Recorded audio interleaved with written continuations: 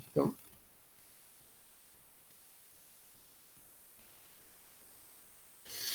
Perfecto. Bueno, vamos a dar comienzo al tema formal de nuestra cursada. Normalmente deberíamos estar empezando a hablar de Ferdinand de Saussure por un tema de intentar agilizar las cosas. Saussure fue dejado de lado en cuanto a apuntes, pero nos dimos cuenta haciendo material de apoyo para la cátedra que es muy difícil dejar afuera al fundador de la semiología.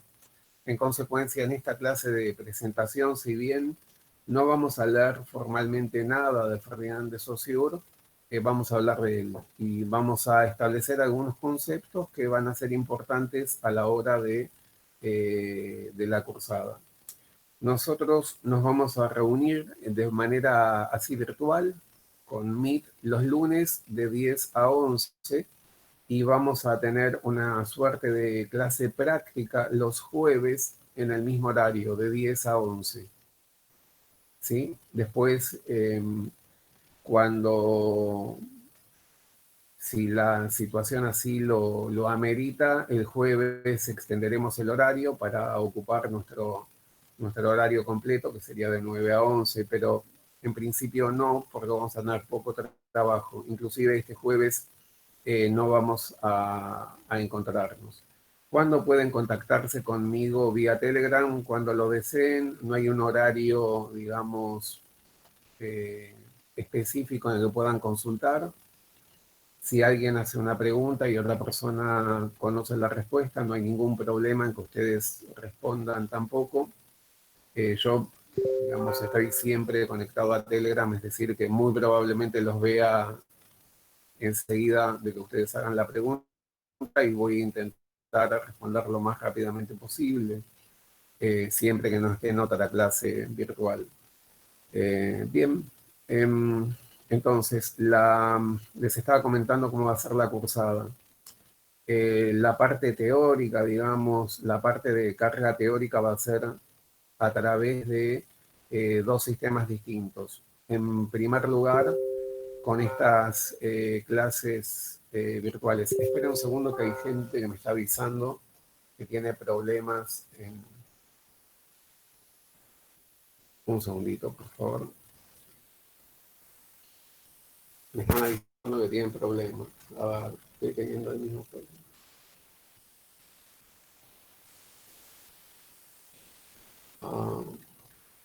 Veamos.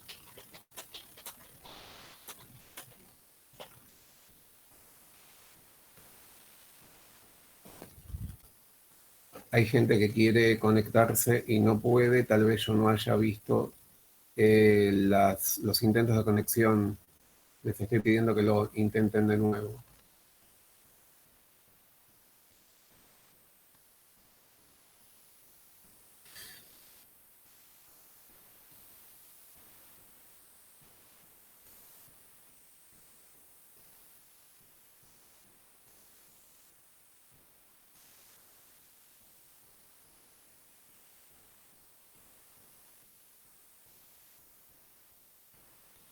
En horas 32 no parece haber un límite. Teóricamente la conexión debería tener el límite 100. Estamos muy por debajo, pero hay gente que no está pudiendo conectarse.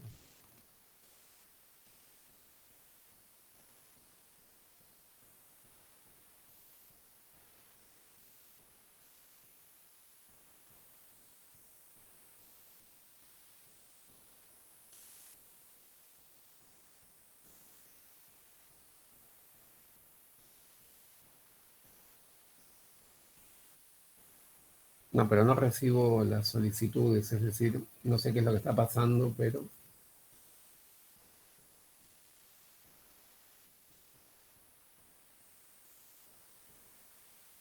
Bueno, a ver, un segundito, les voy a decir que...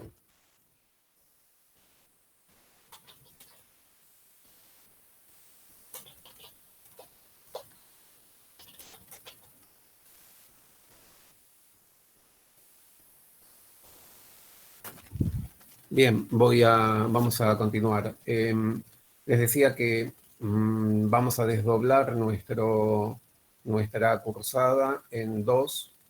Los lunes vamos a hacer una parte más bien teórica.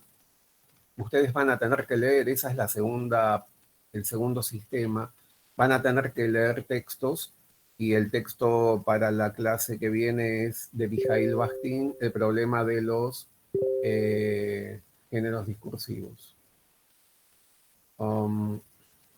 Bien, tengo un montón de mensajes a través de Telegram de gente que no está pudiendo conectarse. Después veré con ellos qué es lo que está pasando. Bueno, vamos a comenzar a hablar de Ferdinand de Saussure. Es un lingüista suizo, es un hombre que revolucionó la lingüística y además creó una disciplina nueva. Ferdinand de Saussure se dio cuenta de que lo que él proponía para la lingüística podía extrapolarse y podía dar pie a una disciplina que él decidió nombrar como semiología. Paralelamente, en otro continente, un filósofo químico de profesión, pero en realidad un polígrafo, ya que escribe sobre varios temas muy diferentes a los de lingüística, pero también hace aportes importantísimos en lingüística, llamado Charles Sanders Peirce, inventa la misma disciplina o acuña un nombre para la disciplina con el nombre de semiótica. Por lo tanto, esta materia normalmente, si bien nosotros la llamamos semiología, siguiendo a la cultura francesa, recibe también el nombre de semiótica. Ustedes van a ver, si tienen posibilidad de acceder a algún libro sajón, que ellos la llaman semiótica antes que, o preferentemente a semiología. En la época de Saussure, la lingüística estaba muy interesada en recomponer la lengua que que había hablado un pueblo primitivo europeo llamado indoeuropeo.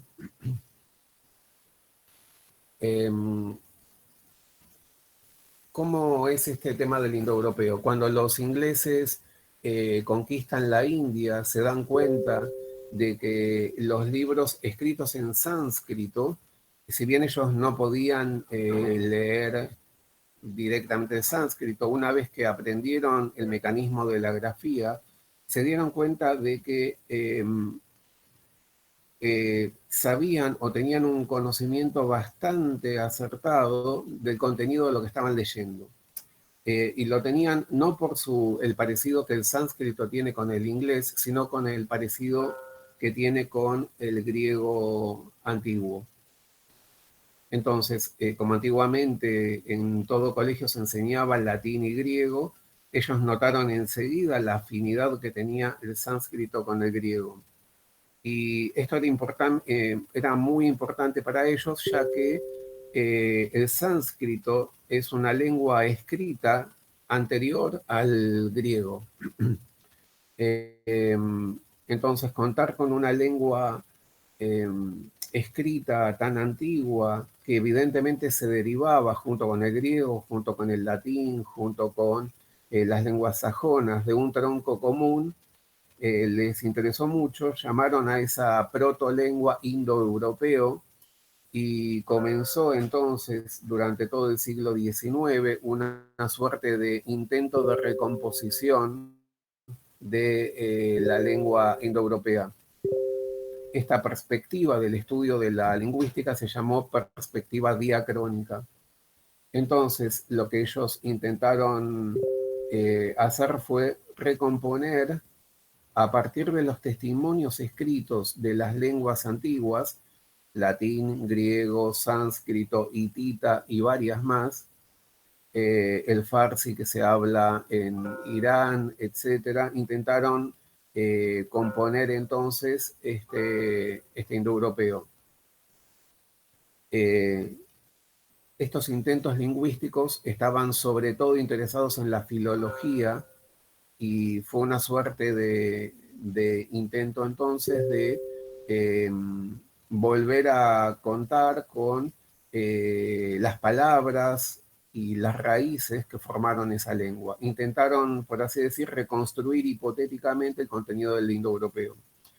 El mismo Saussure tiene un doctorado en sánscrito, es decir, el sánscrito es una lengua sagrada de la India, es una lengua donde están, que se usa o que se utilizaba sobre todo para escribir libros sagrados, y obviamente ese no era el interés de Saussure ni de los lingüistas, sino eh, el intento de recomponer esta protolengua.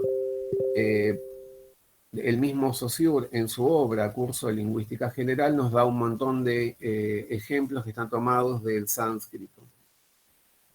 Hablemos entonces un poco de qué giro es el que produce Saussure. A Saussure no le interesaba la reconstrucción del sánscrito, no le interesaba la reconstrucción del indoeuropeo, no le interesaba hacer un estudio diacrónico de la lengua, sino que él estaba interesado en estudiar la lengua como sistema. Saussure va a intentar entonces hacer una perspectiva diacrónica del estudio de la lengua. A través de esta perspectiva diacrónica, él lo que está proponiendo es hacer un corte temporal y estudiar cómo funciona una lengua determinada en un momento determinado. Digamos el francés, digamos a comienzos del siglo XX. Bien, hasta acá va bien la cosa, se me escucha bien. ¿Tienen alguna pregunta? Sí, profe, yo veo todo bien. Adelante.